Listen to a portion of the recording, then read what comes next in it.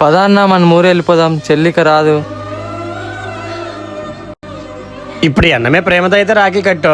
రేపు ఒకవేళ నీకు వచ్చేమోడు కట్టొద్దంటే ఏం చేస్తావే? ఒకవేళ అలాగా వెళ్ళొద్దని చెప్తే అతనితో గొడవాడైనా వచ్చేస్తానేమో, కానీ నీకు మాత్రం రాఖీ కట్టకుండా ఉండనన్నయ్య. నా బంగారు తల్లి. పదా అన్న వెళ్ళిపోదాం. రే చెల్లి వస్తుందిరా, నాకు నమ్మకం ఉంది. అన్నా అటు చూడు.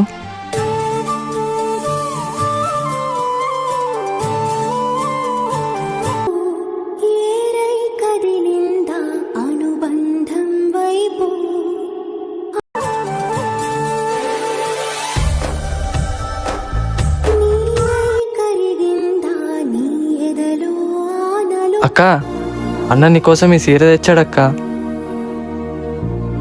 నన్ను కాదని మీ అన్నయ్యని చూసినా, మీ అన్నయ్యతో మాట్లాడినా, ఈ రోజు నుంచి నీ జీవితంలో ఈ మొగుడు చచ్చినట్టే. రే అన్న మీద ప్రేమతో వచ్చి రాఖీ కట్టింది కానీ చెల్లె బావమాట జవదాటదురా. అందుకే ఇవన్నీ ముఖం చూడకుండా రాఖీ కట్టింది. ఏమా అంతే కదా?